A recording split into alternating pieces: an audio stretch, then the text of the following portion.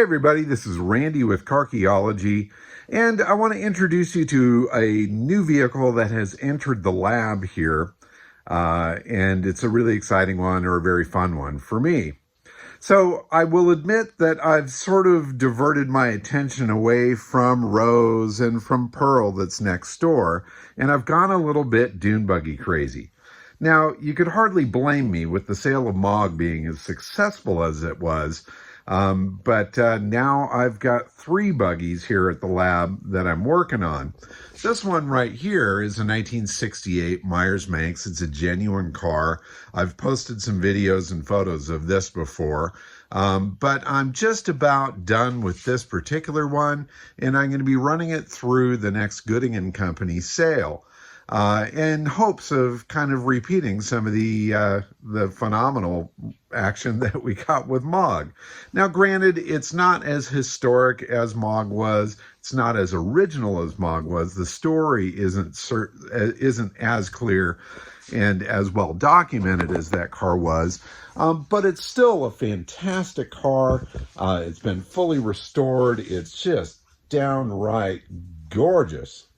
But this isn't the car that I want to talk about today. What I want to talk about today is this particular buggy right here. And so what we have here is a Dune Buggy that's not a Myers-Manx, but it is one that has a very interesting history, and it is an all-original survivor car, which is what I absolutely love. Restored stuff is great. That car is absolutely stunning. But this one, even though it's got a little age to it, it has the history and the story back behind it. So this particular car, I'm calling this one the DW Buggy. And that's after the initials of the original builder of the car. So this gentleman started this project when he was 19 years old in 1968. And he started out with a virtually brand new Volkswagen Beetle at the time, but it was one that had been rolled and was completely destroyed. But it had very low miles on it, it was very complete, and best of all, the chassis wasn't tweaked. So he could salvage that and build a buggy with nearly new parts. The thing that's really fun about it for me, being a Volkswagen nut, is that I look at all of the pieces that were used from that 68 Beetle, and they're still here on the car today. So he pulled everything he could out to use in the build of the car.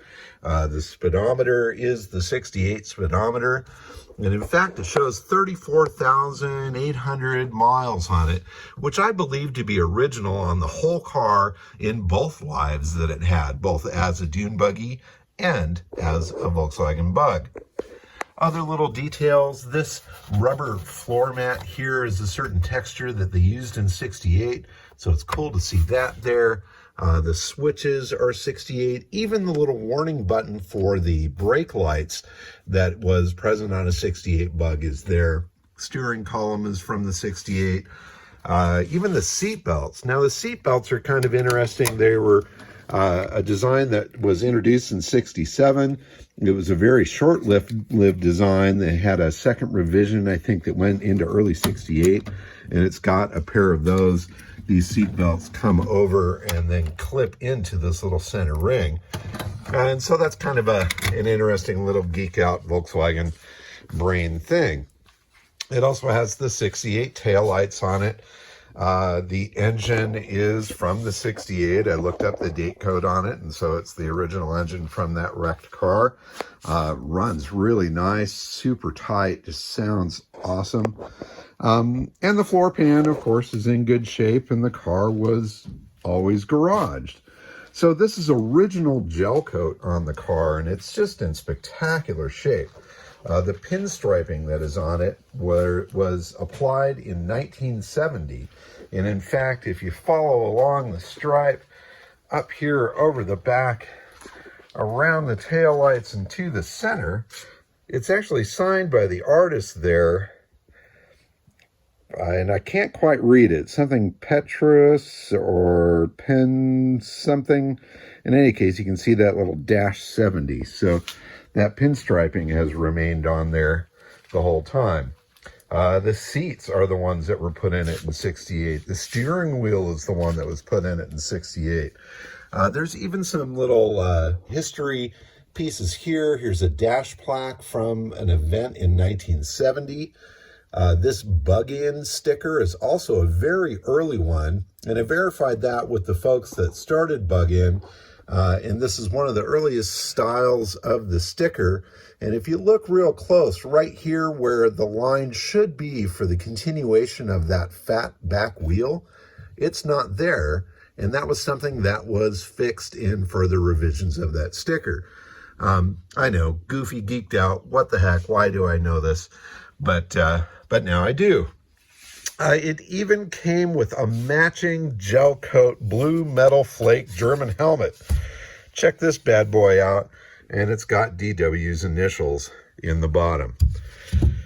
So, super cool buggy. It is a 4-lug chassis, being 1968, so it's got 4-lug wheels on it. When it was first built, I've got an early photo of it where it had slot mags on it. But my guess is that he took the slot mags off at some point, went with the bigger steel wheels. Whenever you're running adapters on these cars, especially with the big wheels, you have problems with them coming loose and things like that. So at some point he swapped to the steel wheels. Other cool details, this little flip top gas filler is an awesome piece.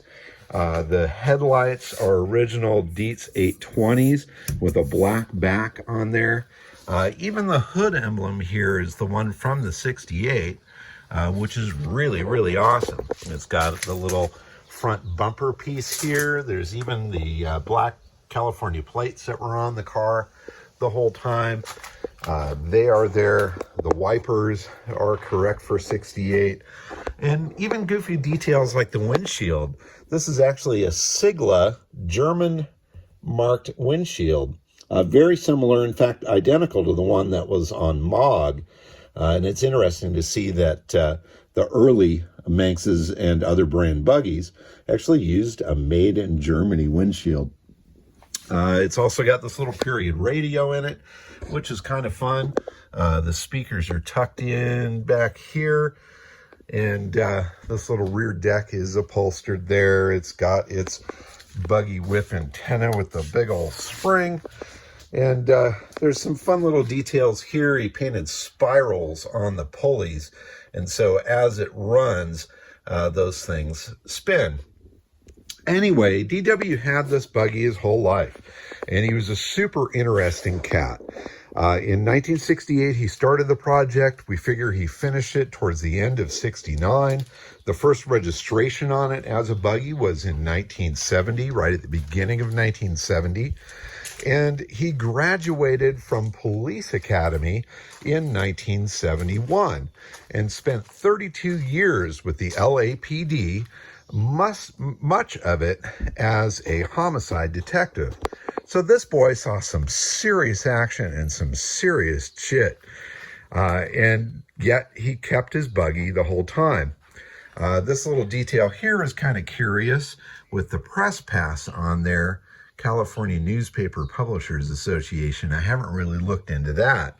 I haven't found any information on him actually being a member of the press, but it would allow him to get in to some interesting places with it.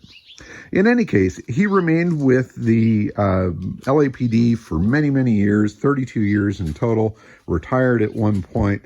The car was parked last titled or registered in 1985, yet he obviously kept it indoors, kept it clean, and held it special to his heart. Now, I did find a post from 2010 where he mentioned the buggy as well as a Ford Woody that he owned since the early 70s. And so he was a hardcore car guy, loved his machines, loved his wife, and loved his family. I've got even a picture of him with his granddaughter riding in the car at some point, and I've not dated that image. Unfortunately, he was afflicted with Parkinson's disease, and that slowed him down and eventually took him. He passed away in 2019 and then gifted the car to a friend of his that he had dealt with the Woodies and other cars. And then I ended up getting the car from him. And the guy that got the car, he certainly treasured the gift and that sort of thing, but he realized that he's not a Dune Buggy guy, he's not a Volkswagen guy. And so he wanted to find somebody that would really, truly appreciate it and treat it with the respect and celebrate the history that it has. And that's where yours truly came on in. So I'm totally stoked with having this particular buggy here for several different reasons. One of them is that it's not a Myers Manx. So it doesn't have the extreme value that the genuine Myers Manx has. The joy of that is I can actually go out and use it and have some fun with it. This trailer queen here, I mean, look, I've been picking blades of grass out of the tire treads. I want this to be as pristine and perfect as possible when it goes through the auction block. Where this one, I can hop in it and blast around in the hills and use it for what a buggy was really designed to be used for. Another reason I really like it is this particular body has a very low cut down door. So it's easy for me to get my foot up and over the side, where it's a lot harder with the tall sills of the Manx. So granted, that's not the most desirable when it comes to it. In fact, I haven't been able to figure out who built this body at all. I've talked with several experts that are into it. We've looked at photos. It's very Manx-like in the front, almost a clone of the Manx from the front, with the exception of the bump for the nose emblem. The back is very Manx-like, but this sharp curve is something that I've only seen on something from another LA builder, but their shape of their fenders and nose were completely different. So it could be, just a weird off-brand, whatever, kind of a buggy. And maybe I'll figure it out, maybe I won't. But to me, it's the DW buggy, and I love having it here. Other fun detail, check out this crazy exhaust here. This wild blue header. It curves all around. It does crazy snakes there, and then pops up through the top. And best of all, it's actually pretty quiet. It even still has the emissions device that was put on the 68 Beetle when it was new. It even has the short coil that was used in 68 on the Beetle. If that had ever been replaced, it would be a full-length coil. So fun, cool little geeky details, an amazing survivor, and one that I'm really super thrilled to have.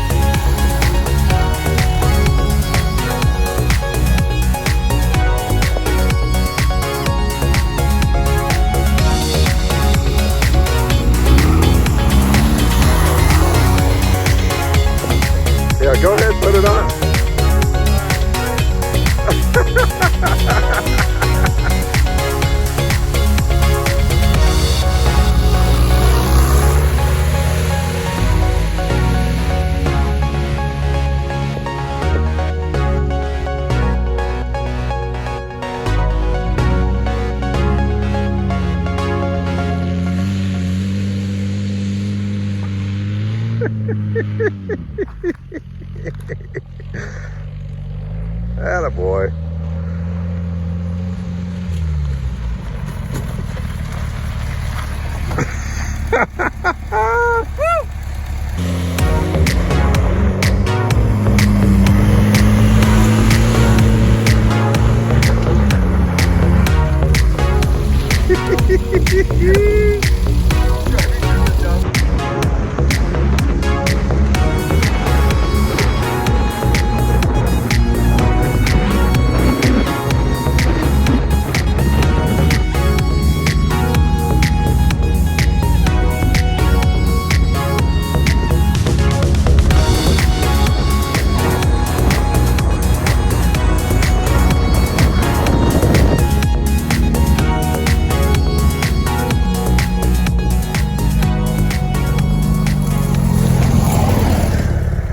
So that's the quick story of the DW Buggy. Not a VW Buggy, but a DW Buggy. And it is a little bit of rolling history. I hope you enjoyed this little walk around of this new treasure. This is one I'm going to personally play with, have a blast with, continue to detail it, maybe find some more little period accessories to put on it to relive its 1968 heritage. But more than anything, I want to take this one out in the dirt and play with it.